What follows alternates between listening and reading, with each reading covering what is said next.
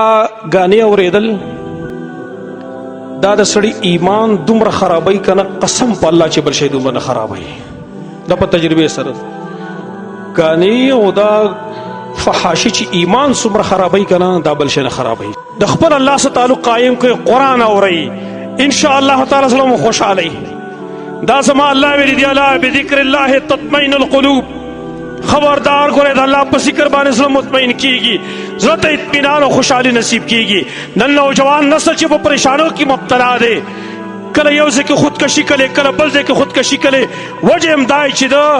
اصل کې هغه شی اختیار کړی دی چې کوم شی زړه ته پریشاني ورکوي او خوشحالي زړه ته نه ورکوي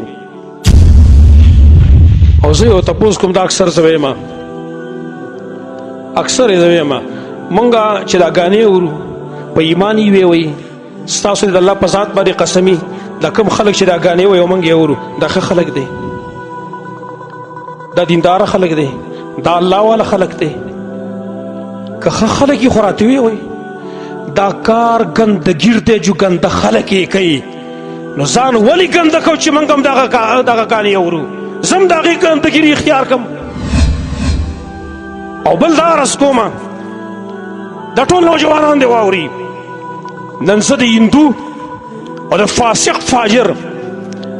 د هغې قانون ما موبایل ډک کړی دی نو ته په ایمان ویوه ته الله منې او که نه منې ته رسول منې او که نه منې قرآن ته منې او که نه منې نو ته په خپل الله باندې قسم وکړه ته په ایمان باندې ویوه چې چېرته هندو ستا قرآن اورېدلی دی هغه چېرته ټیم ورکړی قرآن له چې نن پکې دا قرآن اورم خیر دی یا په ګاډي کې قرآن لګولی یا په خپل کور کې قرآن لګولی یا په موبایل کې د هغه سره د قرآن تلاوت ورسره وي راته ووایه که چېرته د یوې هندو سره تا دا پیدا کړله بس ټیک ده زه به تا ته یم چې ته یم واوره لږ خو حیا او لږ شرم خو پکار دی که نه لږ غیرت خو په ځان کې پیدا کول پکار دی که نه دونه بې غیرتوب خو نه دی اختیارول پکاره چې هندو زما قرآن لیټرین ته اړتیا او زه به د هغې ګانې اورم د نورو مشکلاتو لپاره زموږ فیسبوک صفحه لایک او یوټیوب چینل سبسکرایب جزاکم الله خیر اسلامیک ټاکس اسلامي